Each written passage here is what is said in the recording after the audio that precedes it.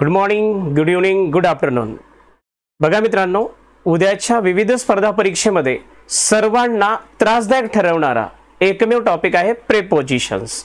आणि प्रेपोजिशनलाच मराठी भाषांतर आहे शब्दयोगी अव्यय। बघा मित्रांनो, उद्याची एमआर असेल, एसएसआर परीक्षा असेल, एनडीए असेल, सीडीएस असेल, एमपीसीच्या कुठल्याही स्पर्धा परीक्षेमध्ये, जिल्हा परिषद भरती असेल, सर्वात महत्त्वाचा आणि कुठल्याही पॅटर्ननुसार, आयबीपीएस पॅटर्न असेल, टीसीएस पॅटर्ननुसार, पॅटर्न कोणताही असो, पण मूळ नॉलेज जर आम्हाला परफेक्ट जमलं तर कुठल्याही प्रश्नाचं उत्तर गिरवताना त्रास होणार नाहीये।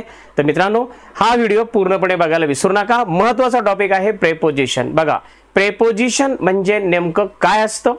शब्दयोगी अव्यय, मराठी भाषांतर आहे शब्दयोगी अव्यय। बऱ्याच विद्यार्थ्यांना प्रश्न पडतो की परीक्षेमध्ये रिकामी जागा भरत असताना प्रेपोजिशन नेमकं कोणतं वापरावं, कशा प्रकारे वापरावं, इथे बऱ्याच जणांच्या अडचणी आहेत। तर मित्रांनो, या पूर्ण व्हिडिओमध्ये ऑन कधी वापरायचं, बिसाइड आणि बिसाइड्स मध्ये फरक काय आहे, अप, ऑन आणि on, in, at, towards, at यांच्यामध्ये नेमका फरक काय आहे आणि हे नेमकं कुठे वापरले जातात, कोणत्या नाउन्स मध्ये वापरले जातात, यावर आता चर्चा करायला आपण सुरुवात करूया। तर मित्रांनो, सर्वांनी लाईक आणि सबस्क्राइब करायला विसरू नका। हा महत्त्वाचा व्हिडिओ आहे, पूर्णपणे बघा, ठीक आहे। चला तर सुरुवात करूया। प्रेपोजिशन म्हणजे नेमकं काय? बघा मित्रांनो, शब्दयोगी अव्यय, प्रेपोजिशन म्हणजे शब्दयोगी अव्यय। प्रेपोजिशन, लक्ष द्या, शब्दयोगी अव्यय नामाच्या व सर्वनामाच्या अगोदर व इतर शब्दांशी संबंध दाखविणाऱ्या अविकारी शब्दांना शब्दयोगी अव्यय असे म्हणतात, ज्यांना इंग्रजीमध्ये प्रेपोजिशन असं म्हटलं जातं। बघा मित्रांनो, preposition is a word which is used to before nouns or pronouns to show their relation with something else। लक्षामध्ये त्या दोघांचा संबंध प्रस्थापित करणारा हा शब्दयोगी अव्यय आहे। आणि शब्दयोगी अव्ययाची भूमिका मांडत असताना नेमकं कधी वापरावा हे मात्र आम्हाला रिकाम्या जागा भरा, फिल इन द ब्लँक्स असा प्रश्न आल्यानंतर आमच्या डोक्यामध्ये कॉन्फिडन्स आला पाहिजे त्या नियम, रूल्स आणि रेग्युलेशनचा, ठीक आहे। चला तर सुरुवात करूया एका महत्त्वाच्या भागाला।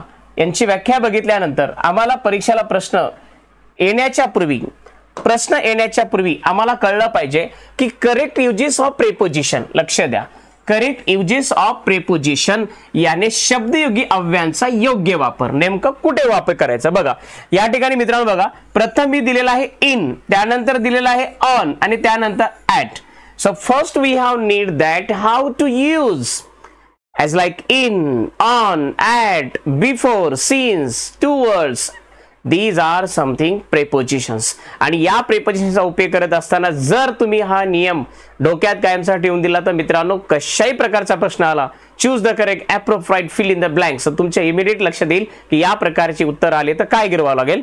उत्तर ऑप्शन 4 आहेत। तर प्रथम शोधूया मित्रांनो, इनचा वापर कुठं करायचा। बघा मित्रांनो, to refer a period of time, लक्ष द्या, to refer a period of time म्हणजे क्रियेची वेळ दाखविण्यासाठी इन वापरला जातो, लक्षात ठेवा। To refer a period of time, क्रियेची वेळ दर्शवण्यासाठी जर वाक्य आलं आणि तुम्हाला विचारलं choose the correct preposition following this, खालील वाक्यामध्ये योग्य प्रकारचे शब्दयोगी अव्यय ओळखा, तेव्हा तुमच्या डोक्यामध्ये इमिडिएटली आलं पाहिजे इन कधी, ऑन कधी, ॲट कधी, बिफोर कधी, सिन्स किंवा फॉर कधी। या सर्व गोष्टीचे नियम जर आत्मसात केले तर तुम्हाला कुठल्याही प्रकारची अडचण येऊ शकणार नाही, ठीक आहे मित्रांनो। चला तर इनचा वापर कसा करायचा। For example, she lives in Hyderabad, तर लक्ष द्या, क्रियेची वेळ दाखवण्यासाठी वापर केला जातो। जसं she lives in Hyderabad, he lives in Sambhajinagar, he lives in Hyderabad, he lives in Pune, he lives in Mumbai etcetera, ठीक आहे। ही क्रियेची वेळ आहे। काही लोक म्हणतात तो मॉर्निंग कधी करतो, इन द मॉर्निंग, कुणी म्हणतं इन द इव्हनिंग, क्रियेची वेळ आहे। कुणी काय सांगतं in the morning, in the evening, लक्षात आलं, क्रियेची वेळ दाखवण्यासाठी इन वापरलं जातं। तर या ठिकाणी आपल्याला इन वापरण्याचा जो संबंध आहे ते तुम्हाला क्लिअर होणं गरजेचं आहे, ठीक आहे। चला आता त्या ठिकाणी पुढचा जो पॉइंट आहे बघा, त्यानंतर आहे मित्रांनो ऑन, ऑनचा वापर कुठं करायचा यावर आता आपण चर्चा करूया, ठीक आहे। क्रियेची वेळ दाखवण्यासाठी इन वापरलं जातं। त्यानंतर ऑनचा वापर कुठं होतो बघा, to refer to a more general point of time, यानी सामान्य क्रियेची वेळ दाखविण्यासाठी ऑन हे प्रेपोजिशन वापरला जातो. जसं की सामान्य क्रियेची वेळ म्हणजे कसं, on Friday, on August 16, on August 15. जसं की फॉर एक्झाम्पल बघा, he will submit his project on 15th of August. आलं लक्षामध्ये? तुम्हाला परीक्षेमध्ये रिकामी जागा भरा असा प्रश्न जर आला तर एक लक्षात ठेवायचं, दिलेल्या वाक्यामध्ये बघा क्रियेची वेळ दाखवताना त्या महिन्याचं नाव आणि डेट यांच्यापूर्वी सुद्धा आपण ऑन वापरतो. हा महत्त्वाचा नियम मित्रांनो लक्षात ठेवा. उद्याच्या कुठल्याही इंग्रजीच्या संबंधित जेवढ्या एक्झामिनेशन आहेत, कुठलेही सेंट्रल गव्हर्नमेंटचे असतील, महाराष्ट्र गव्हर्नमेंटचे असतील, तर त्या ठिकाणी आपल्याला नेमकं कळत नाहीये की how to use on, how to use in, how to use towards. म्हणून हा व्हिडिओमध्ये सर्व डिटेल मी माहिती दिलेली आहे आणि महत्त्वाचे प्रेपोजिशन दिले आहेत. एवढं फक्त काळजीपूर्वक बघा. ठीक आहे मित्रांनो. For example, he will submit his project on 15th of August. ठीक आहे फ्रेंड. चला त्यानंतर आहे मित्रांनो ऍट. आता ऍटचा उपयोग कुठे करायचा हा पण मुद्दा असं लक्षात ठेवून घ्या. ठीक आहे. व्हॉट इज दिस आपल्याला कळलं पाहिजे. At what, to refer to exact point of time, म्हणजे क्रियेच्या वेळेचे एक निश्चित टोक दाखविण्यासाठी ऍट वापरले जातात. लक्षात ठेवा. काय म्हटलं, to refer to exact point of time. Got it everyone? लक्षात आलं. क्रियेची निश्चित वेळ दर्शवण्यासाठी जर असा संदर्भ एखादं सेंटेन्स आलं तर त्या ठिकाणी तुम्ही ऍटचा वापर करू शकता. Got it everyone? For example बघा, we had a grand function at 7 PM. लक्ष द्या. We had a grand function at 7 PM on 3 July. किंवा at is also used in speaking of things at rest. जसं की Ajay is at. लक्ष द्या. अजून एक एक्झाम्पल बघूया म्हणजे तुमच्या डोक्यात लगेच कळेल. बघा काय सांगितलं मी. बघा या ठिकाणी अजून एक उपयोग काय दिला. लक्ष द्या. अजून ऍट कुठे वापरायचं बघा. at is also used in speaking of things at rest, as like Ajay is at the top of his class. लक्ष द्या. ऍटचा उपयोग एक एक्झॅक्ट टाइम दाखवण्यासाठी, निश्चित वेळ दाखवण्यासाठी केला जातो. त्याचबरोबर एखाद्या ठिकाणी आपण also use speaking of things at rest. या ठिकाणी अपवाद कधी कधी आपल्याला एखाद्याची माहिती देत असताना कन्फर्मेशन मध्ये, जसं की अजयची माहिती दिली, या ठिकाणी सुद्धा आपण ऍटचा वापर करू शकतो. ठीक आहे. चला त्यानंतर आहे मित्रांनो महत्वाचं प्रेपोजिशन जे परीक्षेच्या माध्यमातून खूप महत्वाचं आहे, बी साइड. लक्ष द्या. तुम्हाला काय म्हटलं मी, बी साइड आणि बी साइड्स याच्यामध्ये फरक आहे. बघा, besides mean by the side of, याने बाय द साइड ऑफ म्हणजे च्या बाजूला असा अर्थ दाखवण्यासाठी बी साइडचा वापर केला जातो. बघा मित्रांनो, परीक्षेमध्ये आम्हाला कधी कधी प्रश्न येतो, choose the correct fill in the blanks, choose the correct appropriate fill in the blanks, choose the correct preposition following this. खालील वाक्यामध्ये योग्य शब्द निवडा. त्यावेळेस बरेच विद्यार्थ्यांची घालमेल होते की नेमकं हाऊ टू यूज, नेमकं काय उपयोग करावा, कसा करावा. ठीक आहे ना. त्यावेळेस आपल्याला एक गोष्ट क्लिअर झाली पाहिजे, जर यांची पूर्ण नियमावली तुम्ही बघितली मित्रांनो तर कुठलीही घाबरायची गरज नाहीये. तुम्ही ॲक्युरेट त्या ठिकाणी तुमचं उत्तर तुम्हाला मिळू शकतं. ठीक आहे. त्यासाठी मात्र कॉन्फिडन्स पाहिजे. तर बघा या ठिकाणी मी काय म्हटलं, बी साइडचा अर्थ काय आहे, बाय द साइड ऑफ म्हणजे च्या बाजूला अशा अर्थाने परीक्षेला येतं. जसं या ठिकाणी उदाहरण दिलं मी, जैस स्टूड डॅश डॅश मी. याचा अर्थ जैस माझ्या बाजूला, कोणाच्या, बी साइड. याचा अर्थ काय घेतला इथे, च्या बाजूला. अशा अर्थाने त्या ठिकाणी आपण काय करू शकतो, या ठिकाणी याचा वापर करू शकतो. मग कुठल्या परीक्षेपासून, धोंडीबा स्टूड बी साइड, धोंडाबाई समजून घ्यायचं, धोंडीबा धोंडाबाईच्या बाजूला आहे. किंवा सकाराम तुकारामच्या बाजूला राहतो. अशा प्रकारचे कुठले उदाहरण घ्या. च्या बाजूला या अर्थाने जर वाक्य आलं आणि त्या रिकामी जागा भर असं म्हटलं की त्या ठिकाणी बी साइडचा वापर करावा. ठीक आहे मित्रांनो. चला, I hope you will clear. Then you look beside and second B sides.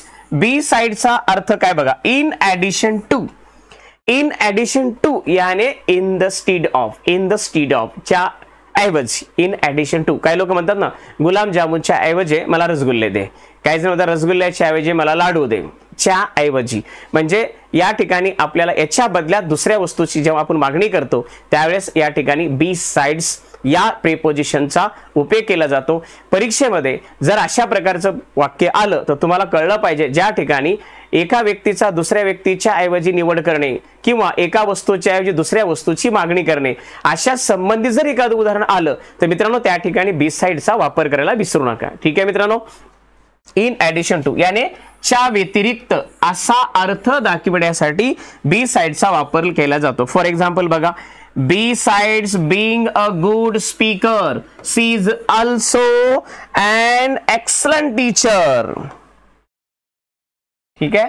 बघा आता या ठिकाणी आपल्याला काही उदाहरणं कळले पाहिजे की नेमकं उदाहरण परीक्षेला कसं येतं. बघा या ठिकाणी काय दिलं, besides being a good speaker she is also an excellent teacher. या ठिकाणी आपल्याला कळालं besides चा अर्थ काय घेतलेला आहे, in addition to याने in the stead of च्या ऐवजी. ठीक आहे. चला त्यानंतर आहे मित्रांनो फॉर. त्यानंतर काय आहे, फॉरचा उपयोग कुठे केला जातो, आता यावर आपण चर्चा करूया. ठीक आहे. फॉरचा नेमका उपयोग कुठे केला जातो परीक्षेला आम्हाला कळणं गरजेचं आहे. बघा friend, it is used when you refer to a period of time and not a point of time. You know, the during of the period. जसं काय म्हणतो ना, he has been writing a letter for 2 hours. पुढे काय म्हणतं, I have been waiting here for 2 hours. याचा अर्थ कालखंड, श्रीखंड नाही, कालखंड. एखाद्या क्रियेचा जर during of the period confirm करायचा असेल तर त्या ठिकाणी तुम्ही फॉरचा वापर करू शकता. ठीक आहे. जसं फॉर एक बघा, क्रियेची योग्य पण निश्चित वेळ दाखवण्यासाठी सुद्धा आपण फॉरचा वापर केला जातो. फॉर एक्झाम्पल बघा या ठिकाणी असं पाहिजे, she has been waiting here for 2 hours. For 2 hours because you know it is confirm time. But confirm time related for, I have been waiting here for 1 hour. They have been playing cricket for 2 hours. Got it everyone? My father has been reading newspaper for 1 hour. याचा अर्थ दिलेल्या वाक्यामध्ये कालखंड निश्चित असेल, it's during of the period असेल तर त्या ठिकाणी तुम्ही फॉर टाकायला विसरू नका मित्रांनो. ठीक आहे. लक्षात आलं. इथे ते बरेच उदाहरणं असतील, उदाहरणं किती असू द्या, नियम मात्र ठरलेला आहे, त्यानुसार आपल्याला कळलं पाहिजे. ठीक आहे फ्रेंड. चला नेक्स्ट, सिन्सचा वापर कुठे करायचा बघा. It is most important. हे पूर्ण भाग तुम्हाला क्लिअर होणं गरजेचं आहे. Since what that, it means from a point of time in the past. You know, पासून यानी क्रियेचे टोक दाखवण्यासाठी या ठिकाणी सिन्सचा वापर केला जातो. कधी कधी आपण असं म्हणू शकतो, my father has been reading newspaper since morning, my friend has been playing cricket since morning, etcetera. किती उदाहरण असो, सिन्स हा अर्थ आहे पास्ट यानी पासून. जी क्रिया सकाळपासून करण्यात आलेली आहे आणि वर्तमान काळामध्ये चालू आहे अशा प्रकारचं वाक्य आलं तर मित्रांनो त्यापेक्षा सोपी गोष्ट, दिलेल्या वाक्यामध्ये प्रेझेंट परफेक्ट कंटिन्युअस टेन्स आला तर तुम्हाला माहिती आहे सिन्स आणि फॉरचा वापर केला जातो. Because since and for its time expression of present perfect continuous. Getting everyone? I hope you will understand. For example आपल्याला माहिती आहे त्यानंतर पासून क्रियेचे टोक दाखवण्यासाठी आपण सिन्स वापर, जसं की she has been absent since Wednesday. आपण अशा प्रकारचे उदाहरण घेऊ शकतो. ती बुधवारपासून गैरहजर आहे, ती 10 दिवसापासून शाळेत आलेली नाहीये. पासून यानी पास्ट अशा अर्थाने सुद्धा सिन्स वापरू शकता. ठीक है फ्रेंड. देन नेक्स्ट देखिए, ये महत्वाचे इंपॉर्टंट आहेत आणि या महत्वाच्या इंपॉर्टंट पॉइंट मध्ये तुम्हाला महत्वाचे पॉइंट क्लियर होणं गरजेचं आहे. ठीक आहे. Then till, what's mean by till? देखिए, it is used about time up to a point of time. यानी एखाद्या वेळेपर्यंत क्रियेचे टोक दर्शवण्यासाठी सुद्धा टिल वापरले जाते. जसं की काही लोक म्हणतात मी 5 वाजेपर्यंत येतो, काही जण म्हणतात मी 10 वाजेपर्यंत येतो, etcetera etcetera. As like this, come till 5 o'clock, come till 7 o'clock, etcetera. Okay, got it everyone? How to use till? It is used about time up to a point of time. एखाद्या वेळेपर्यंत, जसं काही म्हणतात 10 वाजेपर्यंत जेवण झालं पाहिजे, 8 वाजेपर्यंत तू घरी आला पाहिजे, अशा प्रकारचे ठिकाणी वाक्य आलं तर त्या ठिकाणी तुम्ही टिलचा वापर करू शकता. Got it everyone? चला next, during. What's mean by during? देखिए, it is used to show the continuation of the action throughout the period. याने च्या दरम्यान वेळेस अशी क्रियेची पूर्ण वेळ दर्शवण्यासाठी ड्यूरिंग वापरला जातो. ठीक आहे. For example, we sleep during the night. कुणी सांगतं we play during the night, etcetera. कुठल्याही प्रकारचे प्रश्न बदलले तरी चालेल, पण नियम बदलणार नाही मित्रांनो. उदाहरण पाठ करायचे नाही, बट उदाहरण कोणत्या नियमाला बांधलेलं आहे हे जर तुम्ही ऑब्झर्वेशन केलं तर तुम्हाला 100% we will good result, we will get rules. Got it everyone? ठीक आहे. Then next point, then next point be noted. By, it is not by, it is by. It is used to show a future point of time for before the point but not later than the point of time. याने च्या पर्यंत असा अर्थ दाखवण्यासाठी bye वापरला जातो. लक्षात ठेवा, काय म्हटलं मी? च्या पर्यंत या अर्थाने आपल्याला परीक्षेमध्ये जर उदाहरण आलं तर त्या ठिकाणी बाय टाकायला विसरू नका. ठीक आहे मित्रांनो. जसं फॉर एक्झाम्पल लगेच चेक करा. The match will over by 6 PM. The match will over by 6 PM. याचा अर्थ च्या पर्यंत, सामना 6 वाजेपर्यंत संपेल, जेवण 1 तासापर्यंत संपतील. अशा प्रकारची उदाहरणाला च्या पर्यंत या अर्थाने तुम्ही BY बाय या प्रेपोजिशनचा उपयोग करू शकता. ठीक आहे मित्रांनो, खूप महत्वाचे पॉइंट आहेत आणि हे प्रेपोजिशन टॉपिक एक महत्वाच्या पैकी आहे. चला friend, next point, on and up on. ठीक आहे, ऑन अँड अपॉन. तुम्हाला मी म्हटलं व्हॉट्स डिफरंट ऑन अप ऑन नेमकं कधी वापरलं जातं यावर चर्चा होणं गरजेचं आहे. बघा, first on, it is used to show things at rest. It indicates actual contact of things. याने जर वस्तूशी प्रत्यक्ष संपर्क असेल असे दाखविण्यासाठी तिथे ऑन वापरला जातो. For example, take it for example, the flower pot is on the bench या on the table etc.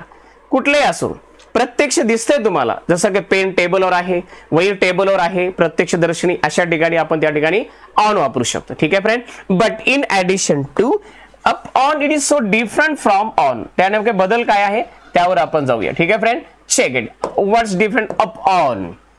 What's mean by up on? Check it everyone. It is used to show things in motion. वस्तूतील गती दाखवण्यासाठी up on चा वापर केला जातो. महत्वाचा point करा. For example, the tiger sprang upon the cow. Sprang means, spring म्हणजे काय?